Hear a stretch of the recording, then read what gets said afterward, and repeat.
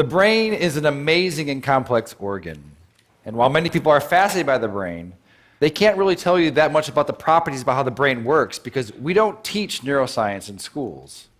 And one of the reasons why is that the equipment is so complex and so expensive that it's really only done at major universities and large institutions. And so in order to be able to access the brain, you really need to dedicate your life and spend 6.5 years as a graduate student just to become a neuroscientist to get access to these tools. And that's a shame because 1 out of 5 of us, that's 20% of the entire world, will have a neurological disorder. And there are 0 cures for these diseases.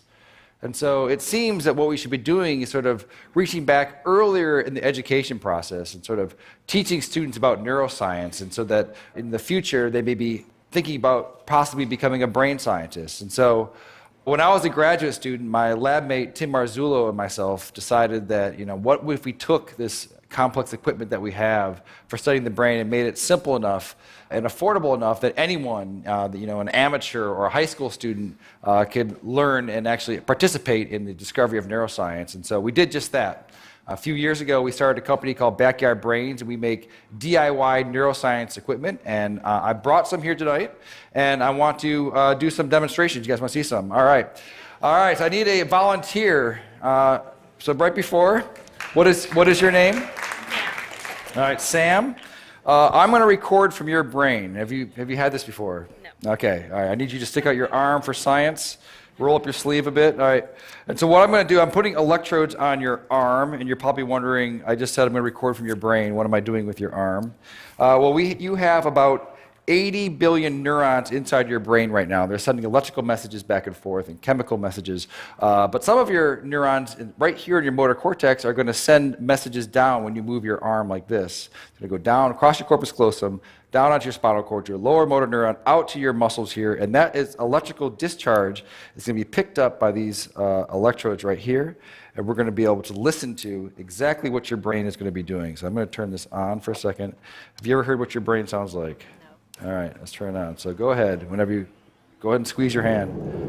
All right, so what you're listening to, so this is your motor units that are happening right here. Okay, so let's take a look at it as well. So I'm going to stand over here. And I'm going to open up our app here. So now I want you to squeeze. Yeah, so right here, these are the motor units that are happening from her spinal cord out to her muscle right here. And as she's doing it, you're seeing the electrical activity that's happening here. We can even click here and try to see one of them. So keep doing it really, really hard. Yeah, so now we've paused on one motor action potential that's happening right now inside of your brain. Okay. Do you guys want to see some more? All right. That's interesting, but let's get it better. Okay. I need one more volunteer. Okay. What is your name, sir? Miguel. All right. You're going to stand right here. So Miguel, when you're moving your arm like this, your brain is sending a signal down to your muscles right here.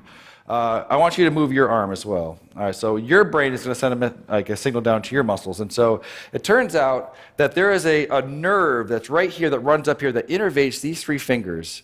And it's close enough to the skin that we might be able to stimulate that. So that we can do is copy your brain signal that's going out to your hand and inject it into your hand so that your hand will move when your brain tells your hand to move. And so in a sense, she will take away your free will, and you will no longer have any control over this hand, okay? You with me?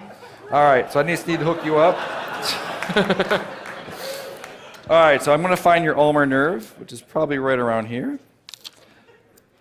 You don't know what you're signing up for when you come up and... So now I'm going to move away, and I'm going to plug it into our human-to-human interface over here.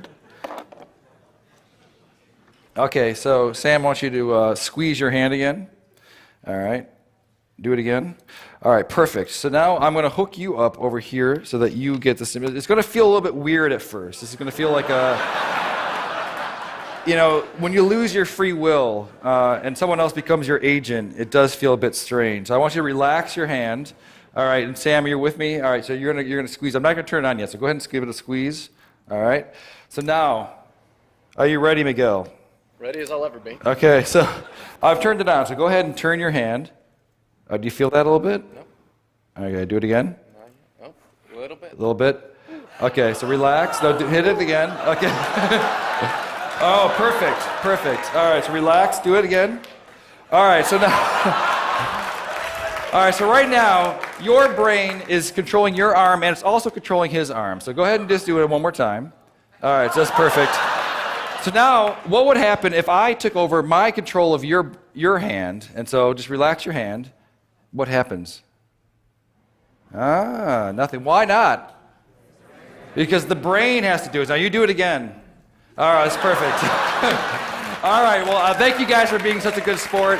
This is what's happening all across the world, electrophysiology. And we're going to bring on the neuro revolution. Thank you.